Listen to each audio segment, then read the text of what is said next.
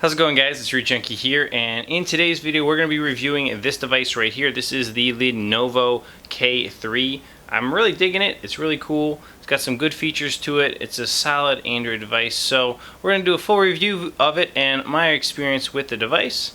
Let's go do this.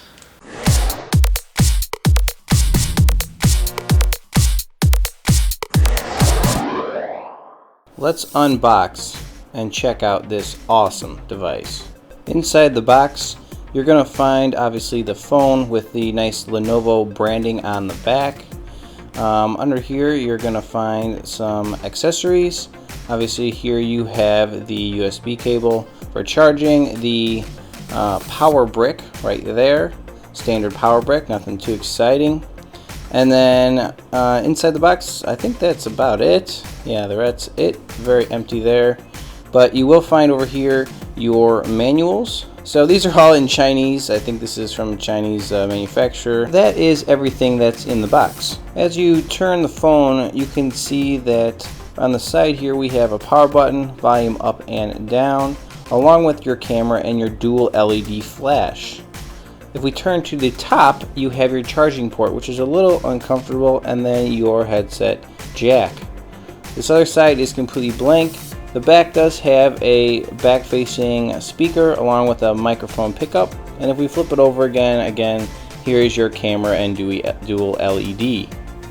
That's pretty much it. There's also the front-facing camera and the ear speaker on the front of the device. If we remove the back cover, we can see that we have a micro SD card slot here. We have two SIM slots, 1 and 2. Along with that, it's good to point out that we have a 3,000 milliamp hour battery, which is very nice. Also, the back is kind of flexible and is very simple to just push on and give it one click snap and you're on. Let's go ahead and power up this Lenovo K3 Note.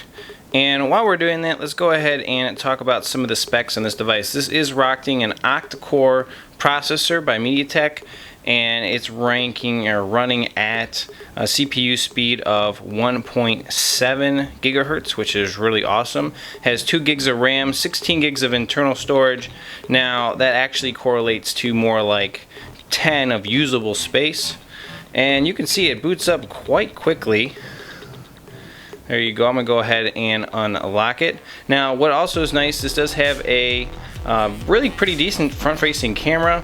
So that's a, let's see what we got here. This is a 13 megapixel back camera right there.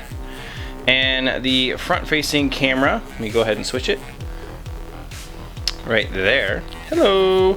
This is a 5 megapixel front-facing camera. So camera specs are really nice, actually. It's taken some decent pictures. I'll go into my gallery right here and just scroll through some of these really quickly for you guys. You know, just stuff in my office. There's me, computer. So I mean, really, I'm pretty happy with the camera, honestly. I think it's a really decent camera for this device. Really like it, actually.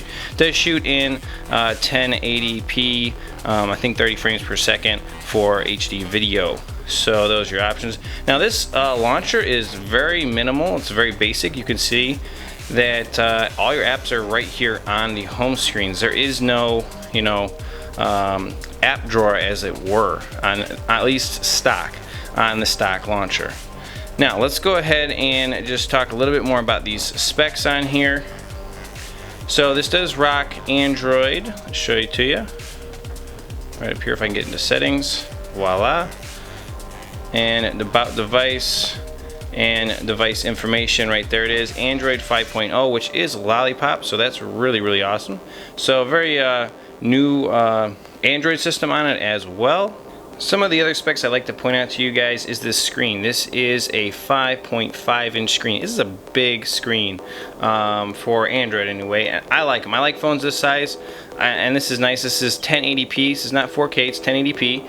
Although I've found on most devices that 1080p is fine for me. I don't really necessarily need the Quad HD displays. I think the 1080p is actually works fine, and I really don't normally notice too much a difference. So I'm pretty happy about that. If you're talking about the networks, it is obviously supports 2G, 3G, and 4G. Definitely check the radio bands if you want to make sure it's supported your carrier. Alright, so other than that, something I did notice here that was interesting, if you swipe up here, it allows you to look up applications. So you can start typing with this T9 and it'll hopefully help you find your applications. So this is kind of like an app drawer with a swipe up. It helps you do a search, which is, you know, different. I'm not against it though. Now, if you obviously don't like this launcher because it's pretty basic and very much iPhone-like, you can do something a little different, and this is what I've done, is installed this launcher, Apex Launcher. And this is a lot more like what you're used to seeing on a phone, at least here in the United States or the US. So that just gives you a whole new look and really changes the look and feel of this device. So standard app drawer, widgets, just a nicer, better looking interface. Now there, I've hit the home button and I went back to this one. I just didn't set the other as default. So very interesting stuff. Let's check out some more. Because this is a big device, sometimes you do need to use two hands to operate it.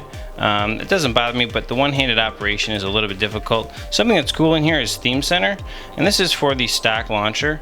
And there's just some neat things you can do in here. So if you go into themes, you can go ahead and browse through all kinds of good themes on here to put on your devices, which is pretty cool. You come up here to ones I've already downloaded. I can go to my themes, and I can very easily make this look like a Galaxy S5. So I'm going to go ahead and apply this. And just nice to see a theme engine built in. There you go. And scroll over. See? Pretty cool. I like this. I like to be able to change the lookup of the device, and I'm pretty happy about this feature on here with the theme engine. That's pretty sweet. Also, go ahead and check your pull downs here. This is interesting. So you got all these cool pull downs. You got a lot of good quick toggles here that are nice and feature full, along with some reboots, power off, lock screen, and different things. Now, when we're talking about things that I don't like about this device, it's going to be that one right there, DU battery saver. So there are these applications that come with this, and I'll show them to you. So things like the DU battery or speed boost, the Clean Master, DU battery saver, and I'll show you some other ones that I didn't like. AVG antivirus, Safe Center, MX player is okay, and some of these other ones up here, these Mopo player and different things, are just annoying. It's bloatware, it's junk on your device, and I'm kind of frustrated by it. I wish I could get rid of it. It doesn't seem to be an easy way to do it. But normally what I do on these devices is I come up here and go into settings. And if you go into apps, you can disable them, right? So if you scroll over here to all and scroll down to Clean Master, for example, and normally you can't uninstall them because that will hurt OTA updates. But right here I can force stop it. Right here it should say uninstall, but that's blacked out. And go back. And then this next one says disabled, and it's blacked out. So they're not even letting you disable these applications or uninstall them. So you're stuck with them, and it's really kind of annoying. So I think that's my biggest complaint with this device, is you're kind of stuck with these. Now, if I ever get to the point where I can root this device, which I'm hoping I can, I will delete them and get rid of them that way, or remove them, or whatever I need to do. But it's just kind of irritating it right now, and it even has these notifications that are kind of persistent and hard to get rid of. So just frustrated by that. That's probably the biggest downside to this device. Otherwise, I've been really happy with it. It runs really well. Put a different launcher on, or even just use the theme one right here, and it really is rocking it. So another quick cool thing about the theme engine that I kind of like is the lock screens. And there's one that I downloaded that I thought was really cool, and it's this one right here. So I'm going to go ahead and apply this lock screen, and just show it to you really quick. So it does some cool stuff.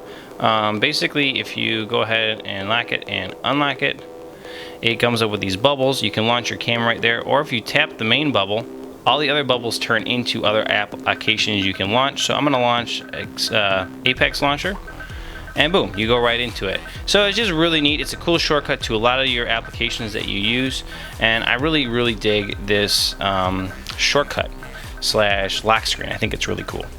So besides that, let's go ahead and just quickly look through some of the other stuff here. We got our settings, and you know, nothing here really stands out to me above and beyond most of these Android phones that I've looked at.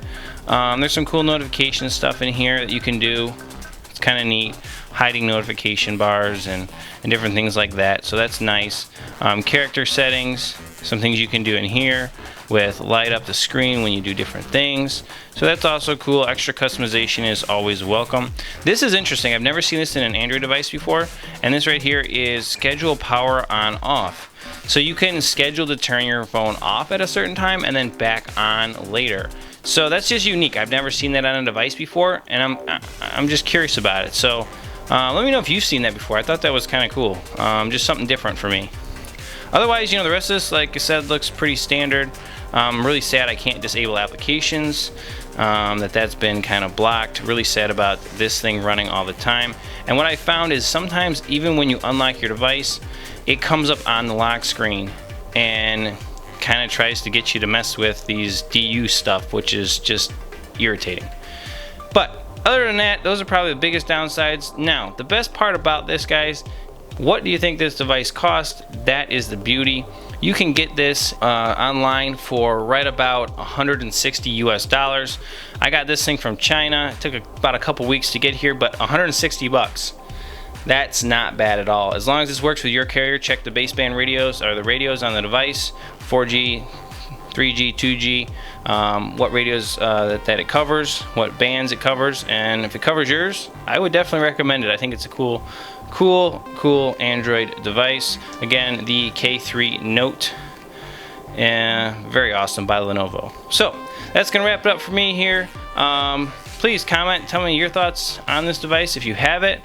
Check me out on Facebook, Google, Twitter, Google+, YouTube, and it's going to be wrapping up for me. Hope you've enjoyed the video.